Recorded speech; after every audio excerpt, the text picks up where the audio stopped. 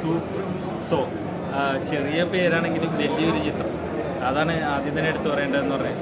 പിന്നെ കന്നഡയിൽ നിന്ന് വരുന്ന ഈ ഒരു ചിത്രം ഡബ്ബിങ് വളരെ മികച്ചൊരു ഡബ്ബിങ്. മലയാളത്തിൽ ഇങ്ങനെ ഒരു നല്ല തന്മയത്തോടു കൂടിയുള്ള ഒരു ഡബ്ബിങ് ചിത്രം, അത് അങ്ങനെ ഒരു പോരായ്മയായിട്ട് തന്നെ തോന്നില്ല. കാരണം അതിൻ്റെ ഏറ്റവും വലിയ ഉദാഹരണം എന്ന് പറഞ്ഞാൽ നടീനടന്മാരുടെ പ്രകടനമുണ്ട്.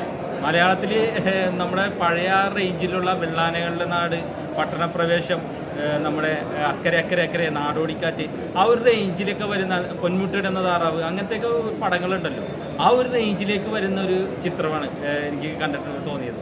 പിന്നെ ഇതിൽ അഭിനേതാക്കളുടെ പ്രകടനത്തിനെ കുറിച്ച് പറയുകയാണെങ്കിൽ JP തുമിനാട് എന്ന് പറഞ്ഞ സംവിധായകൻ തന്നെ നായകനായിട്ട് അരങ്ങേറ്റം കുറിച്ചിട്ടുണ്ട്. നല്ല ഉഗ്രൻ അഭിനയമാണ് അദ്ദേഹം. അതേപോലെ തന്നെ രാജ്ബി ഷെട്ടി, നമ്മൾക്കറിയാവുന്ന രാജ്ബി ഷെട്ടി നല്ലൊരു കഥാപാത്രമായിട്ട് ഉടനീളമുണ്ട്. അതേപോലെ തന്നെ കാന്താരയുടെ റൈറ്റർ നല്ലൊരു വേഷം ചെയ്തിട്ടുണ്ട്.